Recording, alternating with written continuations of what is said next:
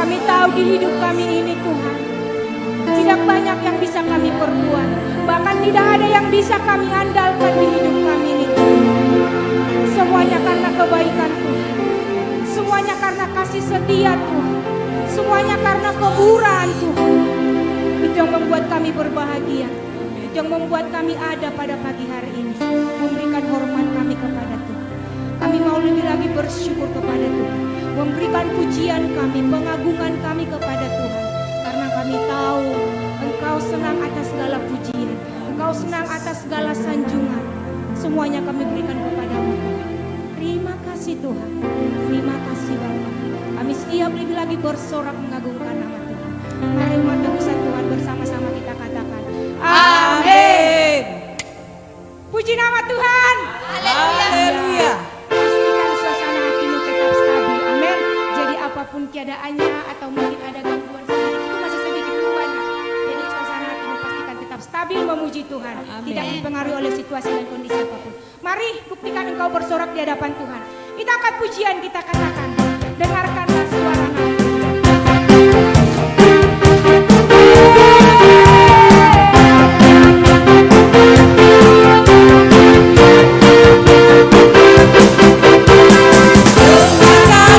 Suara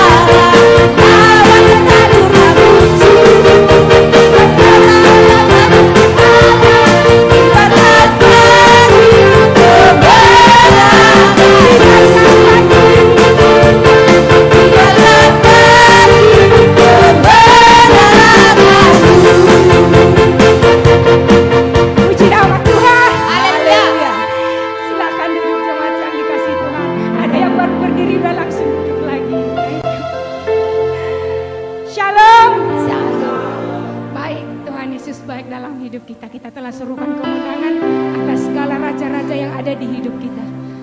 Jadi ini sebabnya ada fungsi ibadah itu. Makanya kita berdoa 10 malam atau doa setiap hari mungkin. Tetapi jika tidak ada keubahan itu sangat disayangkan. Jadi percuma doa 10 hari bahkan 100 hari. Karena fungsi utama ibadah itu adalah supaya mengalami keubahan hidup. Jadi pastikan ibadah itu berguna di hidup kita. Supaya kita jangan jadi orang-orang Farisi yang ditantang oleh Allah. Yang banyak mengetahui, yang banyak fase kebenaran firman Tuhan. Namun tidak dengan perbuatan kita. Makanya latihlah dirimu beribadah. Karena ibadah itu sangat berguna. Terutama dalam mengubahkan hidup kita. Jadi yang tadinya kita orang-orang yang pemarah, orang-orang yang muram, orang-orang yang suka membenci. Ini fungsi ibadah. Supaya kita boleh berubah. Ini yang paling utama. Karena mujizat yang pertama itu adalah keubahan hidup. Banyak mujizat, tapi mujizat yang paling dahsyat adalah keubahan hidup. Amin. Amin. Yang setuju lambaikan tanganmu. Amin. Amin. Puji nama Tuhan. Baik jemaat yang diberkati oleh Tuhan. Kita akan mengulurkan tangan kita memberikan kepada Tuhan. Kita berikan yang terbaik kepada Tuhan. Kami bersyukur Tuhan. Kami berterima kasih kepada Tuhan. Hati kami telah dipuaskan memuji Tuhan, bersorak bagi Tuhan. Tiba saatnya kami akan mengulurkan tangan kami untuk memberkati pekerjaan Tuhan. Kami tahu Tuhan saat kami memberi, Tuhan akan memberkati kami, mencukupkan segala kebutuhan kami, karena kami punya Allah yang dahsyat, yang hidup, yang luar biasa, yang memberkati hidup kami. Kami siap diberkati melalui uluran tangan kami, di dalam nama Yesus kami berdoa. Haleluya. Amin. Mari jemaat yang dikasihi Tuhan, ulurkan tanganmu untuk memberkati pekerjaan Tuhan. Kita angkat pujian, kita katakan, ku buka hati untuk jamaah.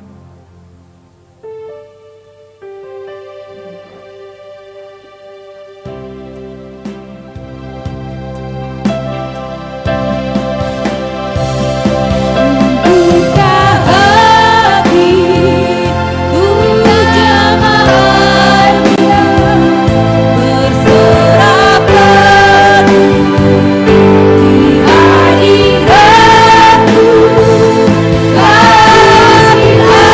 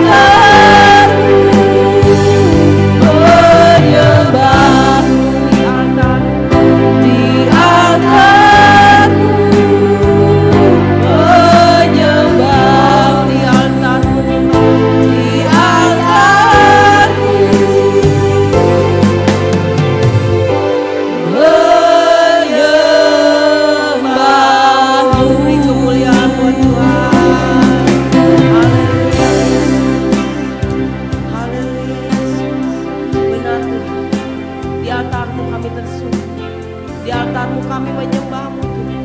Di altar-Mu kami meninggikan nama-Mu, memuji Engkau Tuhan Yesus.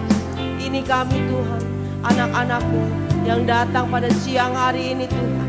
Kami datang Tuhan dengan segala kerendahan hidup kami, kerendahan hati kami Tuhan. Dalam ketersungkuran kami di hadapan-Mu Tuhan Yesus. Kami mempersembahkan apa yang kami miliki di hadapan-Mu ya Bapa. Biarlah semua yang kami persembahkan boleh berkenan Tuhan, boleh menjadi dupa yang harum, menyukakan hati Bapa. Ya Allah Roh Kudus, teruslah berkarya di dalam kehidupan kami. Beri kami hikmat, beri kami kepengertian Tuhan. Mengajar kami Tuhan, untuk lebih lagi kami masuk lebih dalam lagi dalam kebenaran firman-Mu ya Bapa.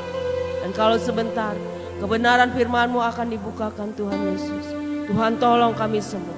Tuhan tolong hamba-Mu. Tuhan tolong jemaat-Mu untuk mengerti Tuhan. Untuk tahu apa yang menjadi kehendak Tuhan di dalam kehidupan kami Tuhan Yesus.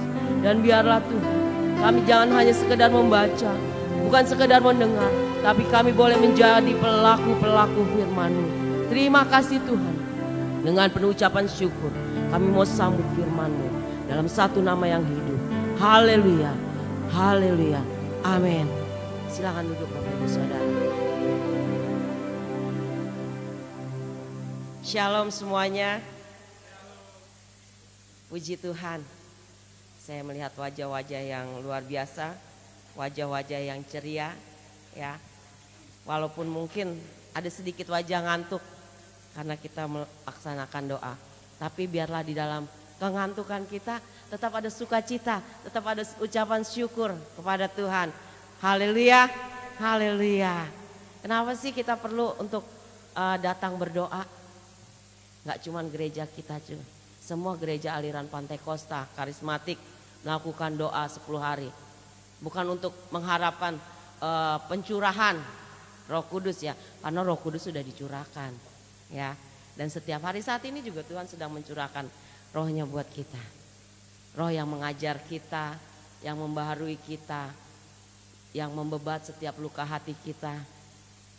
Roh yang mau menampung setiap tetes air mata kita. Roh yang mau menunjukkan jalan keluar dari dalam kehidupan kita. Apa yang kita bawa pada saat siang hari ini. Shalom juga buat saudaraku yang ada di rumah dimanapun Anda berada, yang sedang menonton live streaming ini. Biarlah roh yang sama pula yang ada di hidup Bapak Ibu Saudara sekalian, seperti roh yang ada pada kami pagi hari ini. Saya dapat pertanyaan kemarin dari anak tunas remaja begini. Kak, mata Tuhan kan cuma 2. Tapi kok bisa lihat kita semua ya? Bapak Ibu ada yang bisa jawab? Mata Tuhan cuma 2. Dia lagi lihat saya Kak. Maksud dia bisa lihat itu. Itulah salah satu sifat Tuhan. Ya, dia maha hadir, dia maha tahu. Sebab dunia ini ada di dalam telapak tangannya. Kalau di dalam telapak tangan kita, kita bisa lihat semuanya Kak. Begini aja kita bisa lihat kan. Jadi jangan berusaha berbohong, jangan berusaha untuk sembunyi. Bapak Ibu Saudara sekalian, akhir-akhir ini di dalam dunia ini banyak sekali hal-hal yang mulai membuat kita khawatir. Semalam saya berbicara sama tante, sekarang kebalik. Telur ayam mahal, ayamnya murah, saya bilang gitu. Kita sering mendengar hal seperti itu ya. Apalagi sekarang mau menaikkan kelas, saya dengar, aduh hal segala rupa yang tidak baik yang kita dengar, yang membuat hati kita gentar, yang membuat hati kita khawatir, yang membuat hati kita tanpa kita sadari membuat hidup kita itu sebenarnya menjauh dari Tuhan. Ketika kekhawatiran itu datang tanpa kita sadari, yang tadinya kita umpama ya, ini Tuhan. Ketika kita khawatir tanpa sadar kita akan mundur. Kita khawatir. Ada ketakutan, kita undur. Tanpa kita sadar, tanpa kita sadari. Walaupun Tuhan masih di depan kita, kita masih bisa bilang, Tuhan aku mencintaimu, Tuhan aku mengasihimu. Tapi tanpa kita sadari bahwa hubungan kita sama Tuhan kita perjauh. Karena hal-hal seperti itu, ya, sedikit, aduh gimana ya besok, itu tanpa kita sadar kita undur dari itu. Karena kita tidak menghargai, kita tidak meresponi, kita tidak mempercayai akan kuasa Tuhan di dalam kehidupan kita. Jadi kita undur. Kita mau belajar sesuatu hal yang Tuhan berikan di dalam kehidupan kita. Ya, ketika Tuhan Yesus adalah teladan kita ketika dia meninggalkan murid-muridnya. Murid-muridnya kita sebagai kayak gini deh, ketika kita punya Bapak Gembala. Bapak Gembala pengen pergi nih, pindah tugas. Pasti kita pengen dong ada sesuatu hal, Pak Gembala saya dasi Pak Gembala buat saya deh gitu, buat kenang-kenangan. Atau kita datang ke rumah Bapak Gembala, Bapak Gembala jam dinding ini bagus, buat saya deh, buat kenang-kenangan. Pasti ingin seperti itu. Begitupun murid-murid Tuhan Yesus pasti ingin seperti itu. Ketika Tuhan Yesus disalib, dia dibuka jubahnya, segala sesuatu. Gak ada yang bisa dipegang oleh murid-muridnya. Bahkan jasad Tuhan Yesus pun bukan murid-muridnya yang mengurusnya, ya, tapi murid dari jauhnya, bukan ke-12. Gak ada yang tersisa. Tapi ada satu hal yang tanpa murid-muridnya sadari, Tuhan tinggalkan kepada dia. Nah, itu yang mau kita pelajari. Apa sih itu begitu pentingnya di dalam kehidupan kita? Selain Roh Kudus, ya, tiap malam kita berdoa, kita mohon Roh Kudus untuk mengubahkan sikap hati kita, mengubahkan cara pandang kita, memulihkan setiap kita, mengajar setiap kita. Tadi pemimpin pujian, kita berdoa 10 hari, 100 hari, bahkan seumur hidup. Tapi kalau gak ada perubahan, mentok. Berarti doanya cuma sampai plafon. Ya, mentok balik lagi. Percuma. Karena satu kali kelak Tuhan akan bilang, nyala kau. Karena kita cuma sebagai ahli-ahli Farisi, cuma ahli-ahli Taurat yang bisa membaca, kita hafal Alkitab, kita banyak membaca, tapi tidak melakukan. Ya. Ada di dalam Yohanes 14 ayat 27. Saya undang kita semua bangkit berdiri.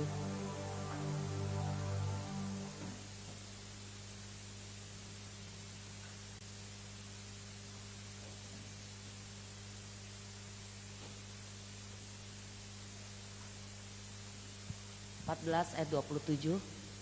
Kita baca bersama-sama. 2, 3. Damai sejahtera kutinggalkan bagimu, damai sejahtera kuberikan kepadamu, dan apa yang tidak kuberikan seperti yang diberikan oleh dunia kepadamu. Janganlah gelisah. Sekali lagi kita baca 2, 3. Damai sejahtera kutinggalkan bagimu, damai sejahtera kuberikan kepadamu, dan apa yang tidak kuberikan seperti yang diberikan oleh dunia kepadamu. Janganlah gentar. Amin, haleluya, silakan duduk. Ya, sesuatu yang luar biasa, sesuatu yang luar biasa. Saya pelajari, saya baca, saya renungi. Kok Tuhan kasih saya ini lagi. Saya tahu ini pernah saya sampaikan. Ada sesuatu yang baru, apa tuh yang Tuhan mau beri di dalam kehidupan, terutama saya. Karena firman Tuhan itu bagaikan pedang bermata dua. Sebelum ke Bapak Ibu Saudara, saya sampaikan, pasti lebih dulu saya dikorek. Tuhan mau apa? Tuhan mau apa di dalam kehidupan saya? Tuhan mau buat apa di dalam kehidupan saya? Ya, saya baca di dalam Roma sampai kitab Wahyu banyak sekali berkata, kasih karunia dan damai sejahtera, kasih karunia dan damai sejahtera, kasih karunia dan damai sejahtera. Bapak Ibu Saudara sekalian, kita sering mengatakan shalom. Shalom. Kita tahu artinya damai sejahtera. Shalom. Itu selalu kita berikan. Tapi kita pernah tangkap enggak? Kita pernah pikirkan itu enggak di dalam kehidupan kita? Yang kita pikirkan, Tuhan saya kasih saya sukacita. Tuhan saya bahagia. Tuhan ampuni dosa saya. Ini. Tuhan berkati ini. Pernah nggak? Tuhan limpahkan damai sejahtera. Sesuatu hal yang nggak bisa dunia beri. Sesuatu hal yang nggak bisa dunia kasih. Sehingga di dalam Filipi 4 ayat 8 dikatakan, pikirkan yang baik, pikirkan yang manis, sesuatu hal yang bagus-bagus. Karena kalau kita mau belajar, kenapa kita harus berpikir seperti itu? Karena damai sejahtera dengan kekudusan itu nggak bisa dipisahkan. Dan tentang kekudusan apa? Sesuatu hal yang baik, sesuatu hal yang manis, ya. Dikatakan, jadi saudara-saudara semua yang benar, semua yang mulia, semua yang adil, semua yang suci, semua yang manis, semua yang sedap didengar, semua yang disebut kebajikan dan patut dipuji, pikirkanlah semuanya itu. Itu dirangkum menjadi satu apa? Alkitab, firman Tuhan. Firman Tuhan manis enggak? Manis. Kalau kita mau belajar. Firman Tuhan adil enggak? Adil. Suci enggak? Suci. Ya. Sedap didengar enggak? Sedap didengar. Kalau kita mempunyai hati yang tulus kepada Tuhan, hati yang kudus kepada Tuhan. Ya.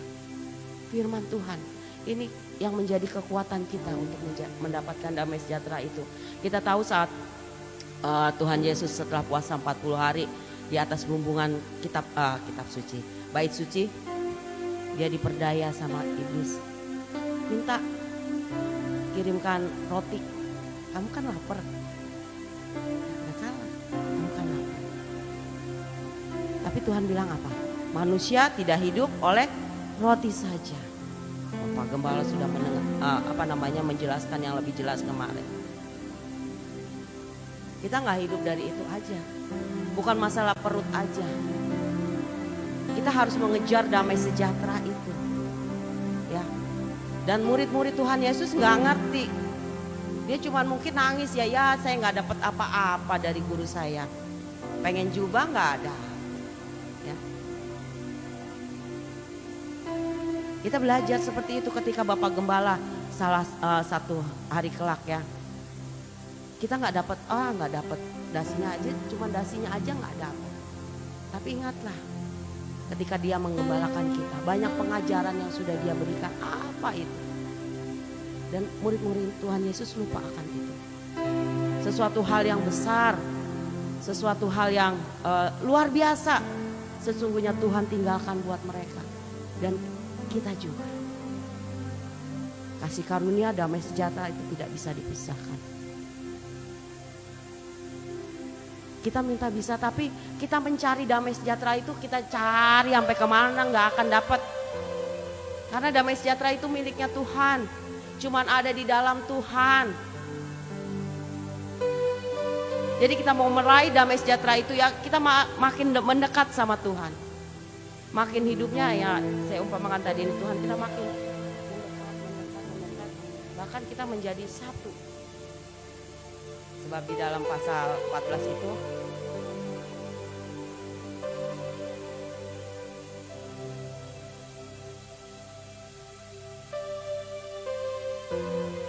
Yohanes 14 ya dikatakan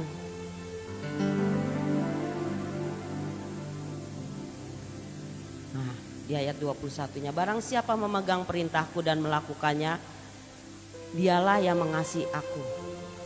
Ingat kata-katanya, barang siapa memegang perintahku dan melakukannya. Bukan barang siapa yang membaca, mendengar perintahku. Tapi barang siapa yang memegang. Kalau memegang kira-kira ada sama kita enggak? Firman Tuhan ada sama kita enggak saat ini? Atau cuma sekedar kita dengar? Atau sekedar kita baca? Ya. Kalau memegang itu ada di tangan kita. Bukan di otak kita. Bukan di pikiran kita. Lakukan ada sesuatu yang pergerakan. Ada sesuatu yang kita melangkah. Ada yang sesuatu yang kita laksanakan. Sebegitu pentingnya damai sejahtera itu harus kita miliki di dalam kehidupan kita. Yang sekarang dunia ini orang udah mulai sibuk dengan bukan mencari damai sejahtera itu, tapi sibuk dengan keinginan pribadi. Padahal ketika damai sejahtera itu kita dapatkan, kita cari damai sejahtera itu untuk kita. Tapi sesungguhnya damai sejahtera itu bergunanya buat orang lain. Kok bisa? Coba kita perhatikan seperti ini. Ketika saya dapat damai sejahtera itu, kehidupan saya menyenangkan gak buat Bapak Ibu Saudara? Yang merasakan efek damai sejahtera itu selain saya adalah orang-orang di sekitar kita.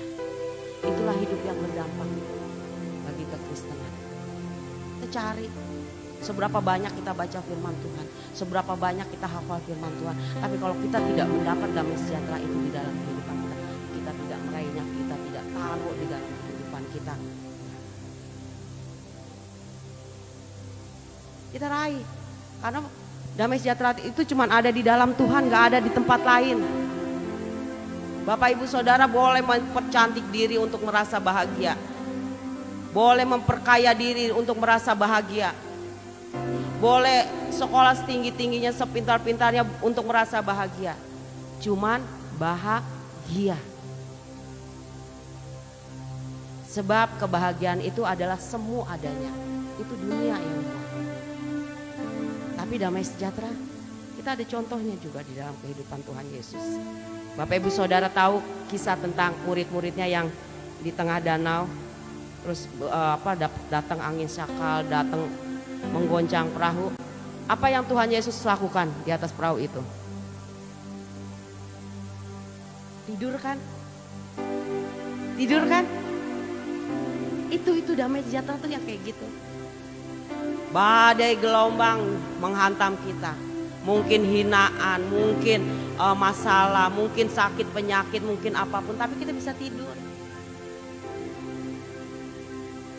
Bapak Ibu Saudara, saya sering mengantar adik dan suami saya ke sentra medika. Tapi doakan saya jangan sampai saya berobat ke sentra medika ya. Doakan saya tetap sehat apapun yang terjadi. Saya pikir psikiater itu nggak ada pasiennya loh. Psikiater itu nggak ada pasiennya. Ternyata di masa pandemi pasien psikiater itu banyak sekali. Dan apa masalahnya? Kebanyakan. Saya ngobrol gitu. Emang masalah ibu apa? Masalah ibu apa? Nggak bisa tidur. Nggak bisa tidur. Ketika Bapak Ibu Saudara mengalami nggak bisa tidur kecuali karena minum kopi, itu udah tanda seru besar, warning. Ada apa dengan jiwaku? Ada apa dengan diriku? Suatu pertanyaan besar. Ada apa? Hai jiwaku. Mazmur banyak sekali. Hai jiwaku, ada apa dengan dirimu? Ada apa dengan keadaanmu? Saya kaget juga. Psikiater ada pasiennya ya? Iya Bu, sejak pandemi. Ibu ketakutan? Iya nggak tahu. Jadi di bawah alam sadar kita ketakutan. Kita ada gentar, kita ada kekhawatiran, takut ketularan. Apalagi kalau keluarganya sudah ada yang kena. Kekacauan ekonomi. Ya, pujian tadi mengatakan peperangan kita bukan melawan darah dan daging. Ya, kalau saya berantem sama ibu gembala, mungkin ibu gembala saya tusuk selesai, mati dia. Udah. Saya berantem ya mau ibu Susi Manulang, saya cekek selesai. Gampang. Belum tentu saya santet berarti. Belum tentu. Ada peperangan. Kelihatan tujuan saya. Kelihatan orang yang saya benci, kelihatan orang yang saya. Tapi kalau peperangan kita melawan roh-roh mana? Dia roh. Dia bisa masuk ke kemana saja. Itu yang harus kita perangi. Ketika kita timbul kekesalan, wah saya kesel nih sama Tante Ros. Itu tanpa sadar roh-roh di udara itu berusaha masuk. Berusaha untuk seperti iblis mengganggu Tuhan Yesus. Udah. Tapi kan keputusannya sama saya untuk melakukan, saya keselama apa enggak. Mereka tuh hanya mengganggu, mereka menggoda. Dan mereka memberi jalan. Mereka membuka celahnya itu semakin lebar. Tapi keputusan untuk saya melakukan hal yang tidak baik itu ada di saya. Nah itu makanya. Begitu pentingnya damai sejahtera. Ketika kita ada damai sejahtera tentunya kita pikirkan hal-hal yang baik aja, yang manis aja, yang sedap didengar, hal-hal yang mulia, hal-hal yang suci. Oh iya. Sehingga umpama tong kosong nyaring bunyinya itu namanya apa? Peribahasa. Peribahasa di dunia ada yang mengatakan bahwa rusak susu sebab nila setitik, rusak susu sesebelangga. Tapi kita sebagai anak Tuhan kita ubah. Sebab susu setitik benarlah nila sebelangga itu. Ya, sebelanga. Sebab susu setitik benarlah nila sebelanga. Jadi ya kalau sama orang lain yang kita ingat baiknya aja coba. Jadinya nggak ada timbul rasa benci.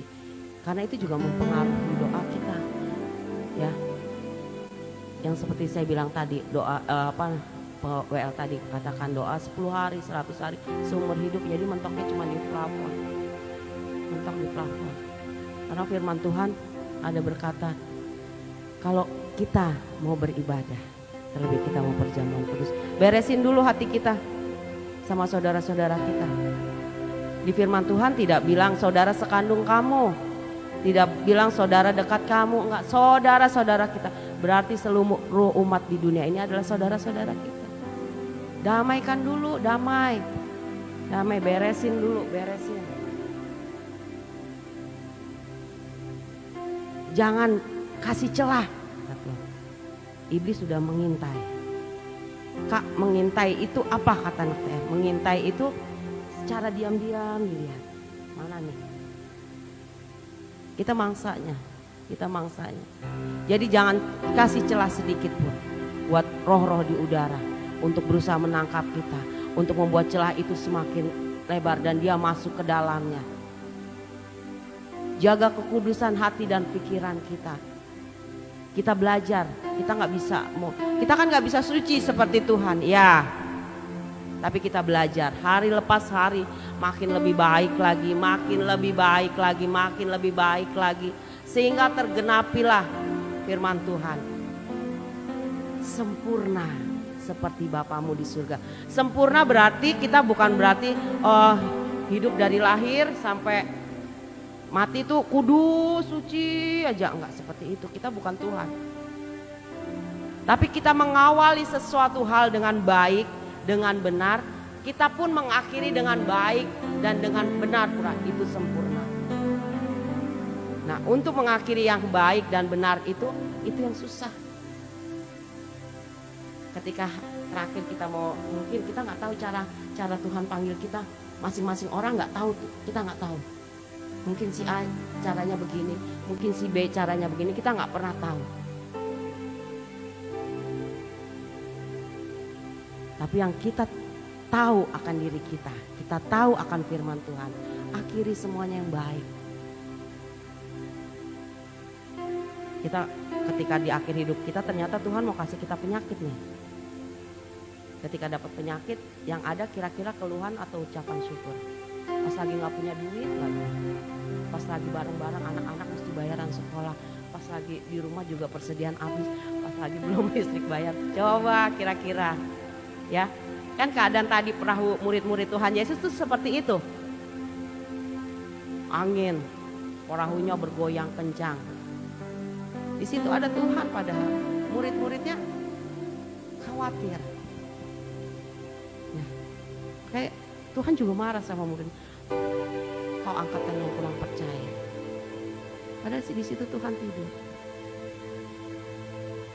Tapi kalau saya pikir kalau kita pun ada di dalam posisi murid-murid Tuhan Yesus, kita belum baca firman Tuhan seperti ini, mungkin kita seperti itu juga ya. Tapi kalau sekarang lihat Tuhan Yesus tidur, ikutan tidur aja. Toh kita mati sama Tuhan kan? Mati masuk surga. Nah, makanya saya sering kalau waktu Bapak Gembala saya Om Teddy ya, kalau bawa mobil kan kenceng banget ya tante ya, kenceng.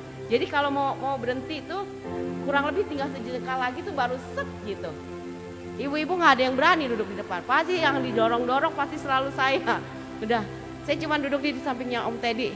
Om Teddy nanya, kamu deg-degan ya Vin? Enggak Om gitu, tapi saya berpikir gini, kalau sampai saya kenapa-napa, saya mati, saya masuk surga, saya mau Bapak Gembala ini, saya pikir ya, karena saya juga baru kenal Tuhan itu. Jadi saya berpikir, yang bawa mobil itu Bapak Gembala, kalau saya mati, saya pasti masuk surga. Saya berpikirnya seperti itu, simpel aja, ya. Dan kita buat simpel juga hidup kita seperti itu. Kita sudah menyerahkan hidup kita sudah mengikut Tuhan, kita sudah percaya Dia juru selamat kita. Udah, Dia gak akan pernah mempermalukan kita, Dia gak pernah membuat kita susah. Udah simpel aja, nggak usah terlalu rumit dipikir. Ya, membuat yang besar menjadi kecil, membuat yang kecil menjadi tidak ada. Itulah harusnya kita. Simpel aja. Saya juga berpikir gini ketika ditanya ya, kamu yakin gak masuk surga? Saya bilang saya yakin. Kok yakin? Ya saya sudah memilih Tuhan Yesus, saya sudah murtad dari agama saya. Kalau saya ikut Tuhan Yesus, saya gak masuk surga, percuma dong. Tapi bukan berarti saya langsung ikut Tuhan Yesus, saya seenak-enaknya. Tidak seperti itu juga. Tidak seperti itu juga. Ada harga yang harus dibayar. Ada hal yang harus dilakukan. Ya, banyak sekali. Di dalam firman Tuhan juga ada yang mengatakan damai sejahtera Allah itu bisa mengalahkan iblis. Nah, tadi kan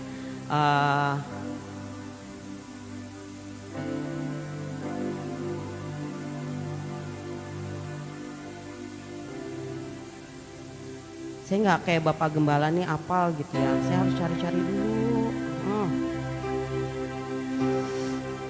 Di mana ya Bapak Gembala yang kasih karunia dan damai sejahtera itu dapat mengalahkan iblis? Saya juga lupa nih, sebentar. Buka.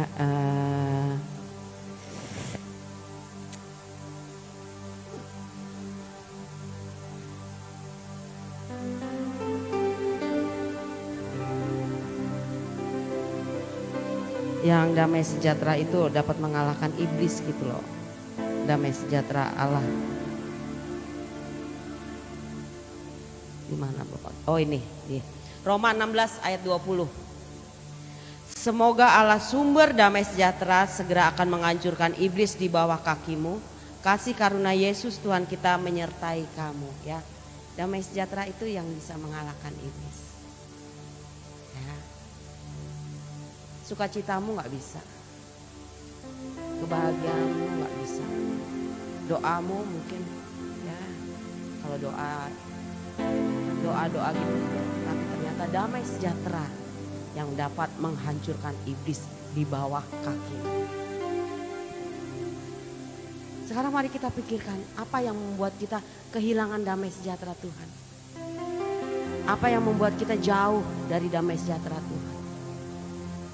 Sehingga hidup kita diliputi hal-hal yang mungkin gak baik. Tubuh ini satu. Tubuh ini adalah bait Allah. Ada pikiran, ada hati, ada perkataan, ada perbuatan. Banyak tempat. Tapi tetap satu. Dan Bapak Ibu perlu ketahui. Hal yang baik dan hal yang jahat atau hal yang benar dan hal yang jahat itu tidak pernah bisa bersatu di dalam tubuh ini. Manusia ada dua kepribadian, kadang-kadang jahat, kadang-kadang baik. Itu nggak bisa. Dalam tubuh ini cuma bisa satu otoritas. Kalau mau baik, baik. Gak bisa baik jahat gitu. Gak ada kebenaran akhirnya di dalam kehidupan kita. Gak bisa bersatu. Jadi biarkan Tuhan yang memimpin hidup. Tadi kita kita dengar damai sejahtera itu cuma dari Tuhan Yesus. Ketika dia ada damai sejahtera yang luar biasa di dalam hidup Tuhan Yesus. Sekalipun sakit, dia berjalan sampai ke atas kayu salib.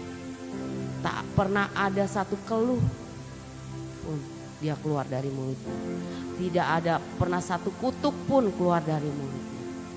Itu yang kita harus teladani. Kita belajar.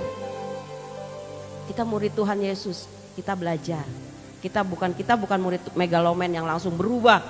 Enggak. Tapi kita murid Tuhan Yesus, belajar hari lepas hari, hari lepas hari. Kebaikan, kebenaran. Itu yang terus ada di dalam kehidupan kita.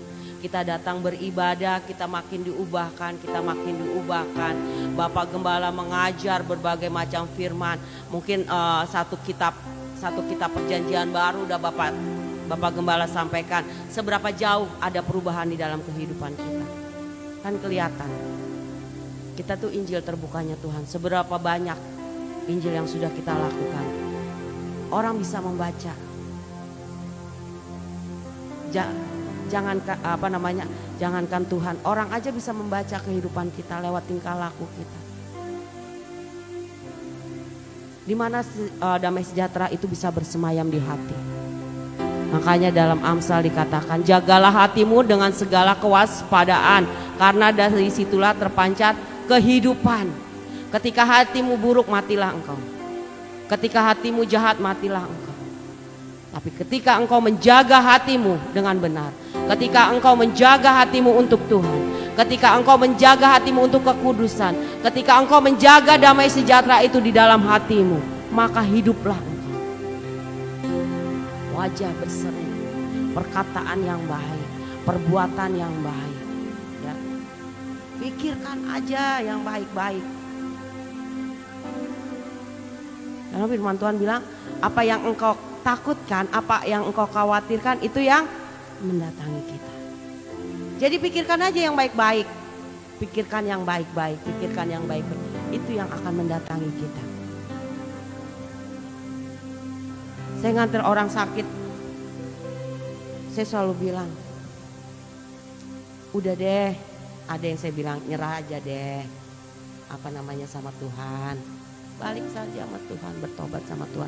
Ada yang saya bilang kalau dia berbeda iman dengan saya bilang gini, ya udah pikirin aja yang baik-baik. Udah gak usah dipikirin, Tuhan pasti kasih jalan keluar. Ya, firman Tuhan kemarin mengatakan, tidak ada Bapa yang memberi roti, ular beracun kepada anaknya yang meminta roti. Simple kan sebenarnya hidup kekristenan kita tuh simple.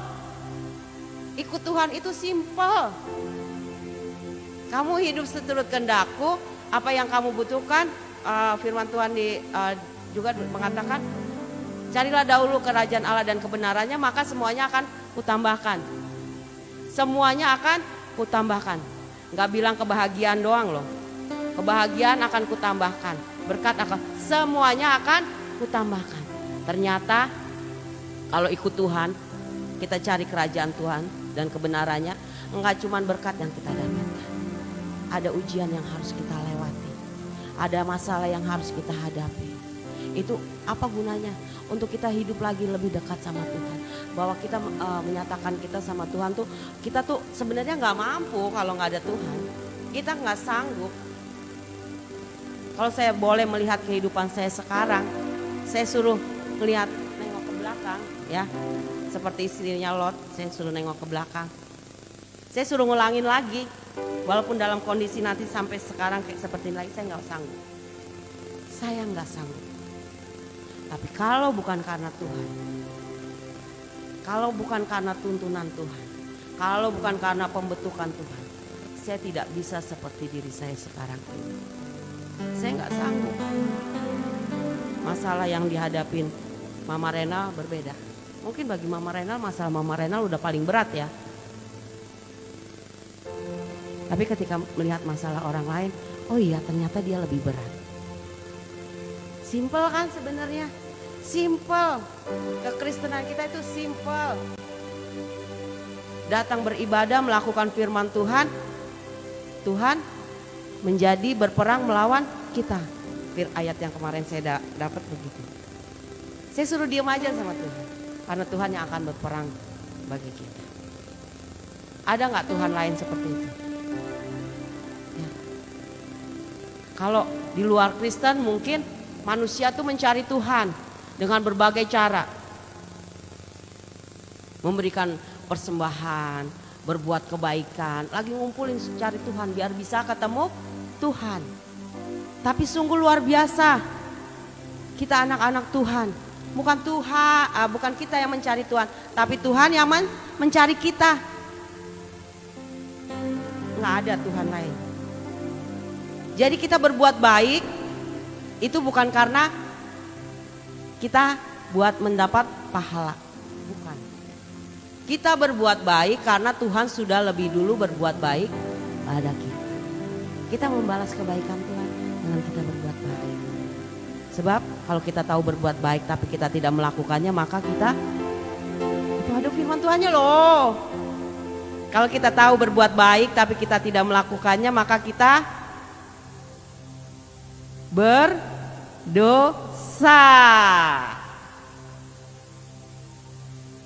Ada firman Tuhannya, tapi saya nggak tahu ditaruh di mana. Nanti kalau tanya sama Bapak Gembala, saya ingat firman Tuhan, cuman saya nggak tahu di ayat berapa ya. Nah, kalau kita tahu berbuat baik, tapi kita tidak melakukannya, maka kita berdosa. Kalau di luar kekristenan, kita cuman berpikiran tidak baik, tapi kita belum melakukannya, nggak berdosa. Tapi kita hanya berpikir nggak baik aja, ternyata sudah berdosa. Maka dari itu jagalah hati, jagalah pikiranmu. Makanya jagalah hati dengan segala kewaspadaan, jagalah pikiranmu, pikir yang baik-baik saja, yang manis saja, yang suci saja, yang enak didengar. Pikir, penuhi. Simple nggak? Simple. Kita cuma menaruh firman Tuhan ini di dalam kehidupan kita, kita melangkah sesuai kebenaran firman Tuhan. Simple nggak? Simple. Yang membuat tidak simple apa? Nafsu kita, keinginan daging kita, egoisnya kita. Itu yang membuat segala sesuatunya nggak jadi simple. Seperti bangsa Israel ketika keluar dari Mesir. Padahal kalau dilihat di peta dekat. Tapi puluhan tahun diputar. Karena apa? Enggak simpel cara berpikir kita. Terlalu begini. Firman Tuhan bilang berserah aja, berserah. Saya juga sekarang belajar, bukan saya juga udah sesuai gitu, tidak. Saya juga belajar. Saya belajar untuk berserah. Saya berserah. Saya tersungkur di kaki Tuhan. Udah deh, terserah. Tuhan mau buat apa sama saya, terserah. Bukan langsung saya terserah, langsung enak-enakan saya berbuat semau kita. Kita mau berbuat sesuai kedagingan kita, enggak juga. Kita berserah aja. Berserah, ya udah Tuhan mau bentuk apa. Kita enggak berontak. Oh ternyata begini. Karena yang membuat kita menjauh dari Tuhan bukan orang-orang yang jauh sebenarnya, tapi orang-orang di sekitar kita. Mungkin lewat anak kita, mungkin lewat istri kita, mungkin lewat suami kita, mungkin lewat orang tua kita, mungkin lewat mertua kita atau siapapun kakak adik kita. Itu yang membuat kita jauh, membuat kita kehilangan damai sejahtera. Raih damai sejahtera itu, berusaha raih, simpan. Itu bekal kita. Dunia gak bisa kasih, dunia gak bisa memberi. Mau cari di manapun, mau bayar berapapun, mau dengan kepintaran seperti apapun gak bakal bisa dicari. Karena damai sejahtera itu cuma ada di dalam Tuhan. Dan itu yang Tuhan tinggalkan buat kita. Yang Tuhan berikan buat kita dengan cuma-cuma. Itu kasih karunia damai sejahtera. Dan pergunakan itu. Sebab gunanya bukan buat kita, tapi buat orang-orang di sekitar kita. Dengan damai sejahtera kita bisa melalui step-step kehidupan kita dengan baik. Dengan damai sejahtera, walaupun di dalam ancaman, walaupun di dalam pencobaan, ya, seperti Rasul Paulus, coba ketika dia hidup Tuhan, makanya dia selalu berkata, kasih karunia dan damai sejahtera Tuhan selalu menyertai dia. Damai sejahtera Tuhan dia raih, apapun masalah yang ada di dalam kehidupannya, dicobai, dipenjara, dibuang, ya, sampai digigit ular, dia nggak takut. Sampai pada saat kematianmu, ya pun dia nggak takut karena ada damai sejahtera Allah. Dia tetap bisa berdoa, dia tetap bisa mengajar, dia tetap bisa memberkati.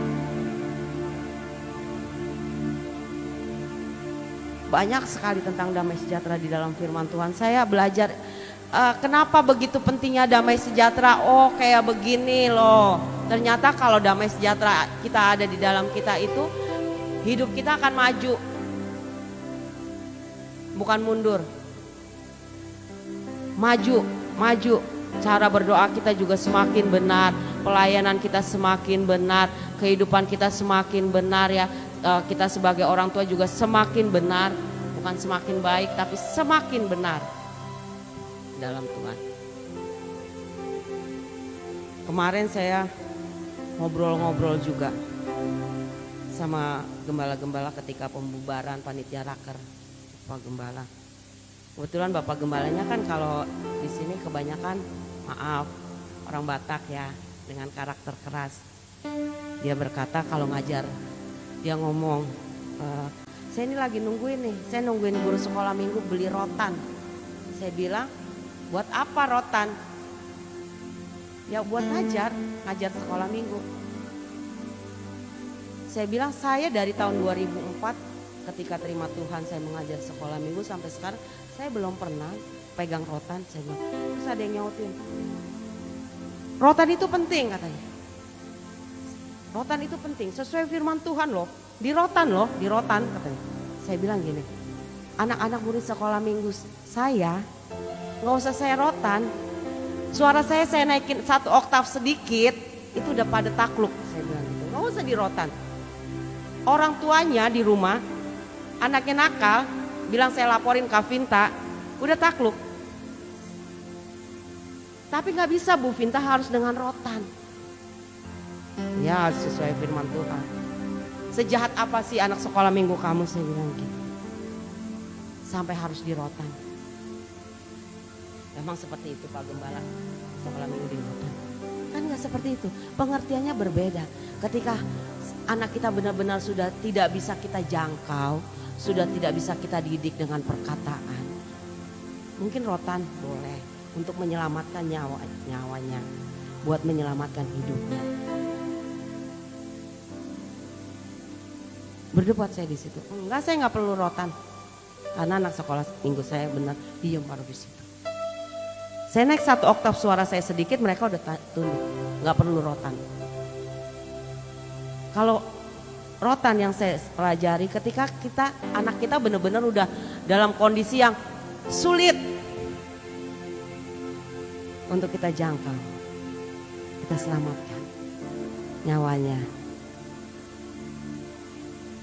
Supaya ada kehidupan. Nah, di sini kita supaya ada kehidupan. Raih damai sejahtera itu. Jangan rotannya Tuhan. Rotannya Tuhan sakit loh. Kata Tuhan, emang di rotan sama Tuhan. Sakit. Saya kadang-kadang kalau ini dapat sesuatu hal yang tidak mengenakan, saya cuma bilang, cukup Tuhan. Cukup Tuhan. Saya bilang, cukup. Saya dengar ada kabar begini, cukup Tuhan. Mari kita berkata cukup Tuhan untuk hal-hal yang tidak baik. Jangan biarkan apapun yang terjadi di sekitar kita, apapun orang-orang di sekitar kita membuat kita menjauh dari Tuhan. Ya. Karena kehidupan kita tadinya ada di dalam tempatnya Tuhan. Kita bisa bercakap-cakap sama Tuhan. Karena dosa yang menjauhkan kita dari Tuhan. Jauh dari Tuhan, semakin jauh dari Tuhan, semakin jauh dari Tuhan, semakin jauh dari Tuhan. Dan penebusan sudah dilakukan oleh Tuhan Yesus. Bait Allah sampai terbuka, kita sudah boleh ada lagi di dekat Tuhan. Sehingga anak-anak Tuhan bisa berkata, Tuhan hanya sejauh doa. Tuhan hanya sejauh doa. Pernah mengalami Tuhan hanya sejauh doa? Simple, ikut Tuhan simple. Ketika saya juga, saya orang paling takut nyebrang. Saya kalau nggak ada yang nyebrang bisa setengah jam saya tungguin sampai sepi. Tapi kalau kayak tadi nih ya, kayak semalam deh, karena mau buru-buru datang, saya nggak tahu kenapa setiap sore hari itu kendaraan itu cepet-cepetnya jadi cepet banget. Wos. Aduh. Udah jam 6:04. Telat nih saya, telat nih. Akhirnya saya ngomong gini, Tuhan, saya mau datang beribadah. Saya mau melayani Tuhan. Saya mau nyebrang Tuhan. Simpel kan doanya, saya mau nyebrang Tuhan. Bapak Ibu Saudara, itu langsung sepi. Begitu saya sampai seberang, ramai lagi. Sedih banget. Hal sesimpel itu. Hal sesimpel itu. Ikut Tuhan sih. Kita yang membuat sulit. Kita yang membuat. Makanya firman Tuhan ada yang bilang. Firman Tuhan ada berkata, manusia itu pintar mereka-reka di hatinya. Ya. Kayak Mesir, Israel mau keluar dari Mesir. Coba mereka pikirannya simpel gitu. Ikutin aja Tuhan, cepet sampainya. Tapi di dalam perjalanan keluh kesah, kemarahan, ya langsung gerutu, segala rupa. Itu yang membuat hidup kita nggak jadi simpel. Muka kita jadinya mulai kendor, muka kita semakin menua sebelum waktunya.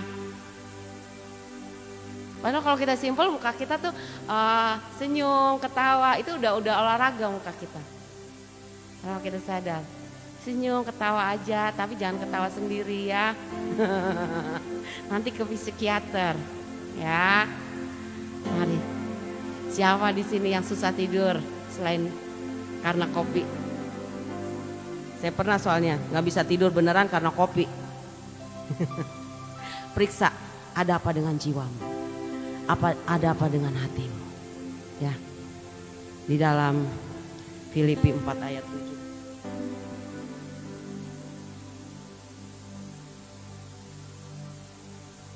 Katakan, damai sejahtera Allah yang melampaui segala akal akan memelihara hati dan pikiranmu dalam Kristus Yesus.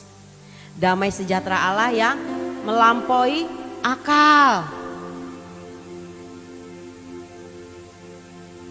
Firman Well tadi juga mengatakan ya, mukjizat Tuhan yang pertama adalah tentang perubahan hidup. Air menjadi anggur. Kalau nggak ada Tuhan Yesus, kira-kira pemimpin pestanya itu gimana? Udah nggak ada damai sejahtera dia takut malu, dia takut dimarahin sama si pemilik pesta, dia udah segala sesuatunya. Tapi Bu Yesus bilang apa? Lakukan apa yang dia katakan. Saat ini pun Roh Kudus sedang mengajar kita. Lakukan apa yang firman Tuhan katakan. Lakukan. Simpel, nggak usah berbantah-bantah dengan Tuhan. Seperti pemimpin pesta itu nggak berbantah-bantah. Kok air dimasukin ke tempayan? Tempayan itu kan tempat pembasuhan, tempat buat cuci tangan. Kok dimasukin ke situ? Enggak, dia nggak berbantah-bantah.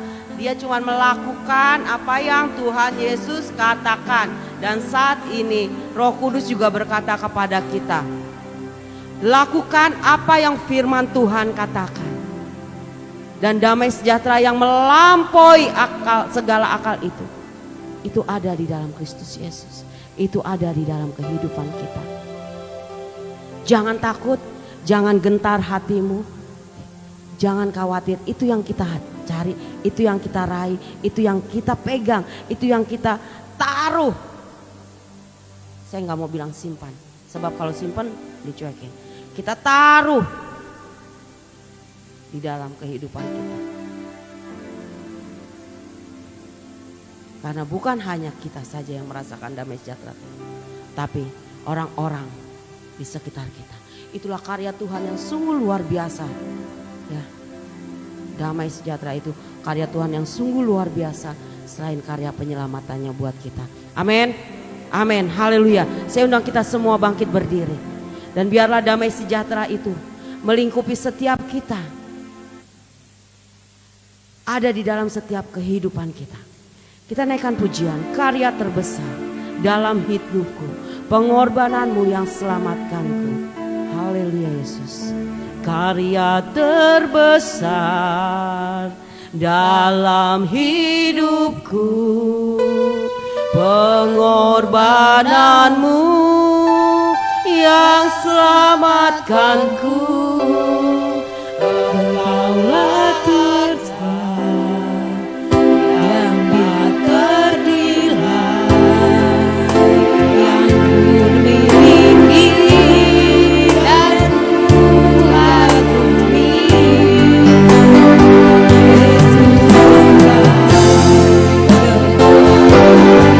Karya terbesar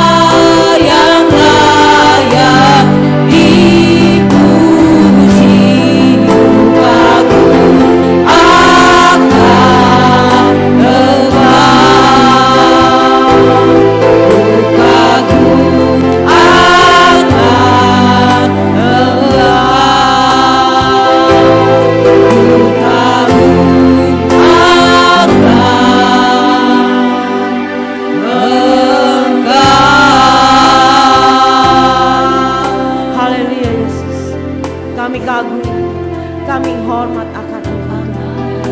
Terima kasih Tuhan. Terima kasih untuk kebenaran firman-Mu yang sudah kami dengar. Terima kasih untuk damai sejahtera yang Kau tinggalkan buat kami Tuhan. Biarlah damai sejahtera kasih karunia itu boleh menjadi bagian di dalam kehidupan kami Tuhan. Ya Allah Roh Kudus, meteraikan semua itu di dalam kehidupan kami. Biarlah hidup kami menjadi hidup kekristenan yang berdampak, menjadi Injil yang terbuka. Karena ada damai sejahtera Allah di dalam kehidupan kami. Terima kasih Tuhan, terima kasih Tuhan. Biarlah itu menjadi bahagian kami Tuhan. Sehingga hidup kami simpel di dalam Engkau Tuhan. Di dalam hidup kami mudah di dalam Engkau Tuhan. Tidak ada satupun Tuhan kuasa yang sanggup menjauhkan kami dari kasih-Mu. Tidak ada satupun kuasa yang sanggup menjauhkan kami dari Engkau Tuhan. Dan biarlah hidup kami semakin melekat karena damai sejahtera Allah yang melampaui akal, yang ada di dalam Kristus Yesus boleh menjadi bagian dan ada di dalam kehidupan kami Tuhan. Mampukan kami Tuhan untuk melakukan kebenaran firman, sehingga apa yang ada di pikiran kami Tuhan hanya yang manis, yang baik, yang terpuji, yang enak didengar Tuhan Yesus. Semua hal-hal yang baik yang ada di pikiran kami. Bentengi hati kami, bentengi pikiran kami dengan damai sejahtera-Mu Tuhan Yesus. Sehingga kami boleh berasa nyaman di dalam Engkau. Sehingga kami boleh berasa tenang di dalam Engkau Tuhan. Terima kasih Tuhan, terima kasih. Terpuji termulia Engkau kekal sampai selama-lamanya. Haleluya, haleluya. Semua yang percaya katakan amin. Tuhan Yesus memberkati.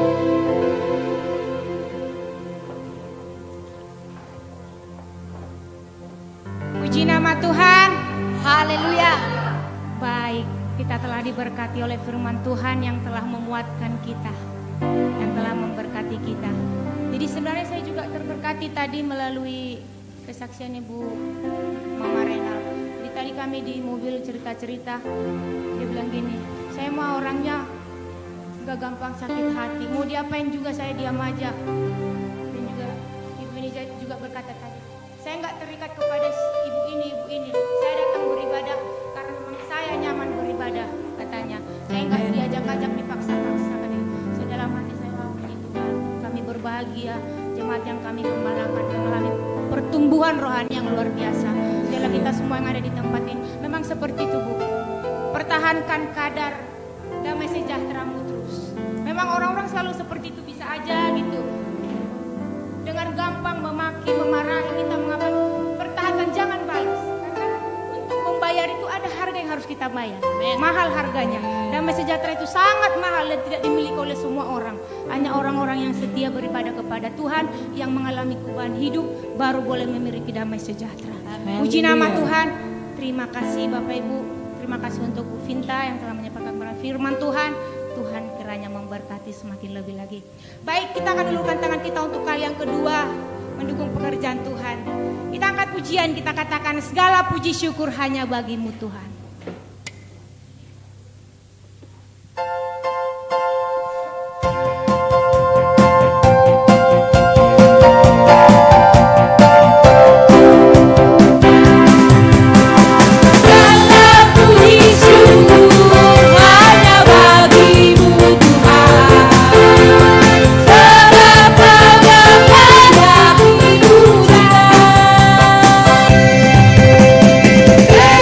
Yeah.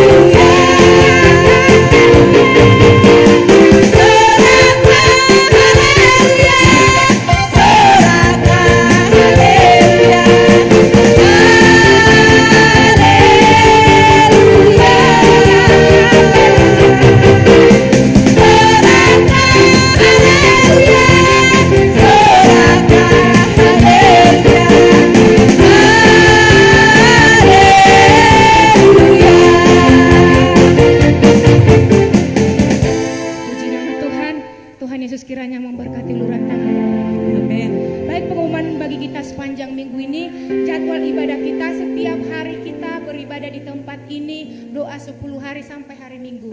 Jadi kita masuk iya, doa 10 malam. Iya. Masuk jam sore. Baik, kita akan bersama-sama mengakhiri ibadah kita.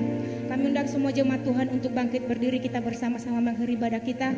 Nanti untuk doa syafaat kami serahkan kepada Ibu Herna untuk mendoakan. Kita angkat pujian, kita katakan segala pujian syukur bagimu.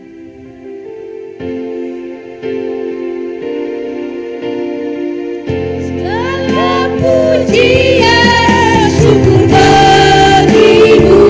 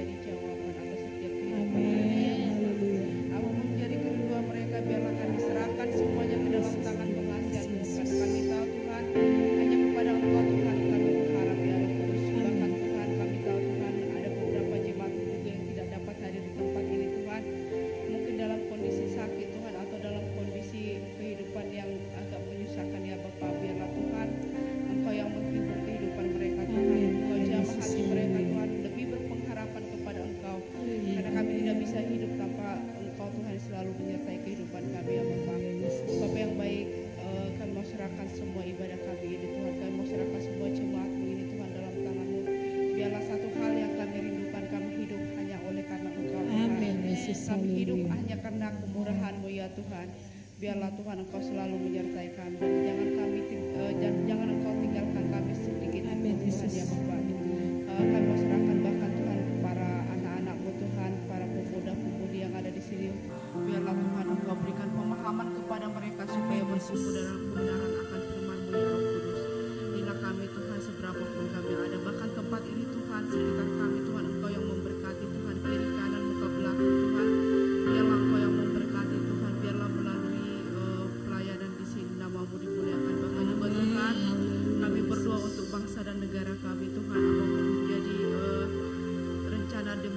dari bangsa kami ini Tuhan, biarlah Engkau memberkati ya Roh Kudus, bahkan pemimpin kami Engkau memberkati ya Bapa, supaya pemahaman akan Engkau Tuhan, kebenaran daripada Engkau bisa ditegakkan di negara kami ini Tuhan. Apapun jadi pergumulan, bahkan dari presiden bahkan sampai aparatur yang paling rendah ya Roh Kudus, biarlah namamu yang dipermuliakan tempat ini.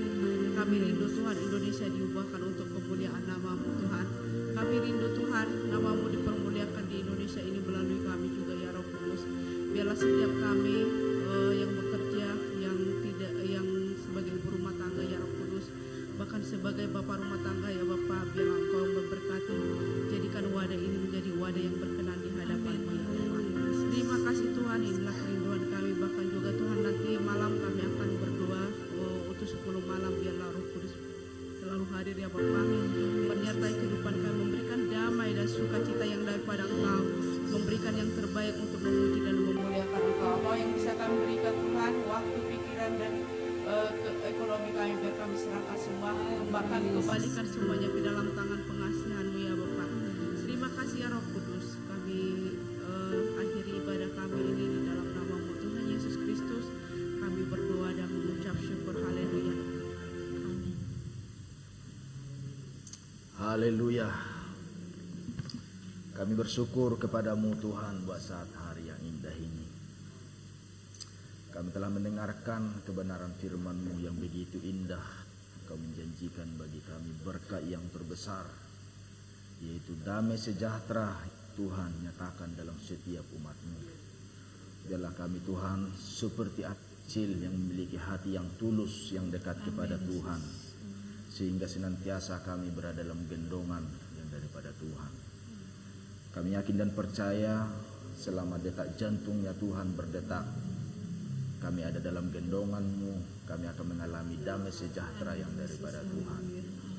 Inilah kami umat-Mu, seluruh umat-Mu yang mendengarkan firman-Mu pada saat hari. Diberkatilah kami yang mendengarkan firman-Mu. Kiranya kami hidup sesuai dengan firman Tuhan. Kami memiliki damai sejahtera yang daripada surga. Pada saat hari ini di penghujung ibadah kami ini Tuhan, senantiasa kami berserah kepada Tuhan. Sebelum kami berpisah, kiranya damai sejahtera dari surga melimpah dalam hati dan pikiran kami, sehingga kami menjadi umat yang benar-benar diberkati oleh Tuhan. Jaga dan pelihara kami, tuntun kami, bahkan kembalikan kami nanti malam di tempat ini, untuk kami boleh menikmati segala berkat dari surga yang Tuhan nyatakan dalam setiap kehidupan kami. Sebelum kami berpisah, Tuhan nyatakanlah berkat dari surga turunlah ulu memenuhi setiap hati kami ada di tempat ini. Jemaat Tuhan, bila semua boleh menerima berkat yang daripada Tuhan. Haleluya. Berkat anugerah daripada Allah Bapa dan cinta kasihnya Tuhan kita Yesus Kristus, persekutuan Roh Kudus menyertai kita pada siang hari yang indah ini. Maranatha, Tuhan Yesus datang kedua kali. Di dalam nama Tuhan Yesus kami berdoa dan mengucap syukur. Haleluya. Yang percaya dan diberkati Tuhan, sama-sama kita katakan amin.